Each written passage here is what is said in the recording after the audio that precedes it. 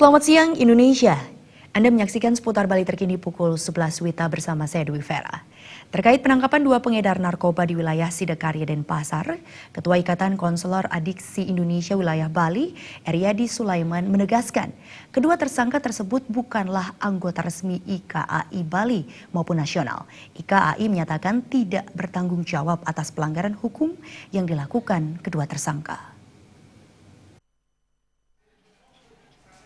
Tersangka NK dan NA ditangkap pada 3 Agustus 2016 di wilayah Sidakarya Denpasar karena menyimpan narkoba. Kedua tersangka mengaku bekerja di pusat rehabilitasi di bawah naungan IKAI Bali. Ketua IKAI Wilayah Bali Eryadi Sulaiman menegaskan keduanya tidak terdaftar sebagai anggota resmi IKAI Bali maupun nasional sehingga pihaknya tidak bertanggung jawab atas pelanggaran hukum yang dilakukan kedua tersangka. Job desk-nya mereka katanya sebagai konselor di salah satu panti rehabilitasi di Bali juga, di Denpasar. Makanya saya harus klarifikasi bahwa mereka sampai saat ini belum tidak terdaftar di IKAI Wilayah Bali maupun nasional. Tidak semua konselor adiksi juga mempunyai latar belakang mereka mantan pecandu.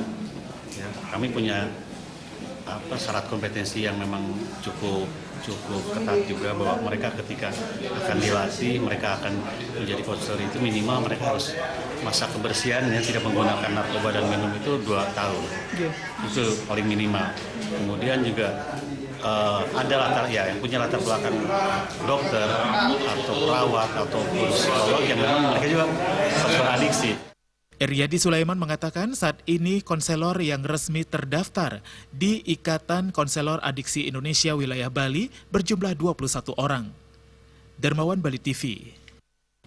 Sekian seputar Bali terkini kali ini. Terima kasih untuk perhatian Anda. Salam Indonesia.